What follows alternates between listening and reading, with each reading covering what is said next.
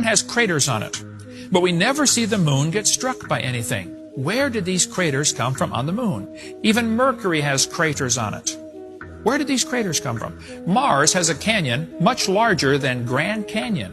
4 of the planets today still have rings around them. And the rings around these planets are made of rock and ice. Very interesting.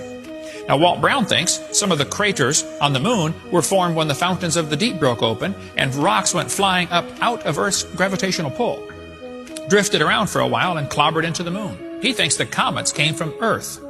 And water on Mars came from Earth when the fountains of the deep broke open. Here's an article about a scientist who discovered chunks of ice as big as this auditorium are hitting the Earth all the time.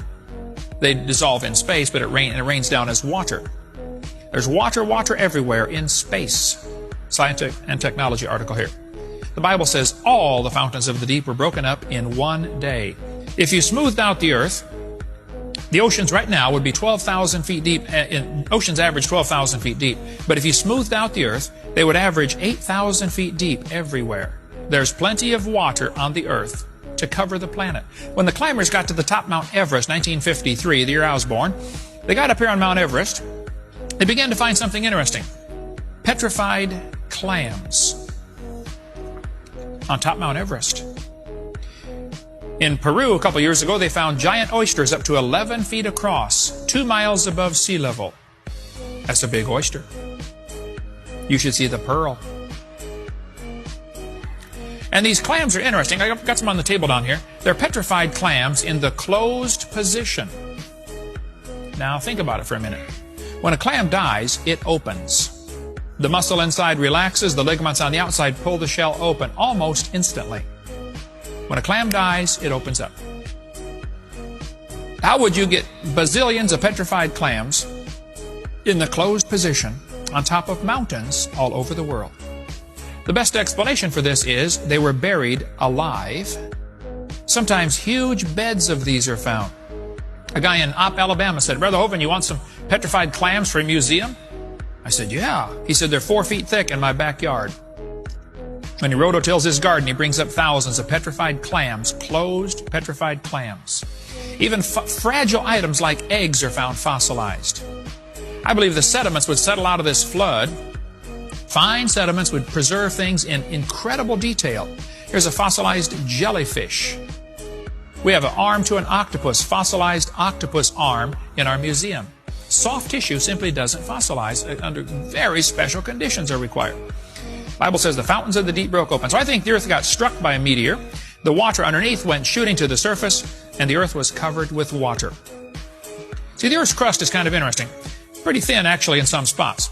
3 to 5 miles thick under the crust, under the oceans, and 30 miles thick under the continents.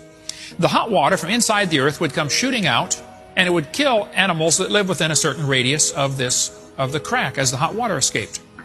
As the basalt bulged up in the middle, the plates are going to slide down, explaining, as I said earlier, about the wrinkled mountains. Take a look at these mountains in British Columbia. They've been pressed from the end, wrinkled up. What happened? During the first few months of the flood, the dead animals would settle out. People ask, why aren't more human fossils found? Well, humans are smarter than animals. Some humans are, and some animals. And they would tend to avoid drowning till the last possible minute. Animals that are buried on top or very, very shallow soil are not going to fossilize. Think of all the millions of buffalo that were killed out west in the last few hundred years. None of them fossilized because they weren't buried. So fossils only form if an animal is buried pretty deeply and pretty quickly before it has time to decay. Marvin Lubenow says about 4,000 sets of human remains have been found. I think there are fewer humans than animals found fossilized because they were smarter and would avoid drowning till later in the flood, and therefore they're not going to be fossilized. We cover more on that in video 7. The trees that are uprooted would float around in big log mats the size of Texas. They're going to be buried and become the coal seams that we see today. Moving water does some very interesting phenomena. As water is moving, it automatically sorts things. It can form 5 or 6 layers simultaneously. There's a good videotape called Experiments in Stratification that shows the top strata can actually be older than the bottom strata. If the water's moving, it forms multiple layers simultaneously. During the flood, the water would be swirling around, And the dead animals would tend to, get caught in these little swirls called eddies. This happens today. If you walk along the river, you see the river moving one direction, but along the sides there's little eddies swirling water. This would happen on a global scale during the flood of Noah. As the animals would float around for a few weeks, they would rot, and their head falls off and tail falls off and legs fall off. And when they finally get buried, you end up with tangled up messes of dinosaur bones. Notice these backbones here have no head attached, no legs, just the backbone.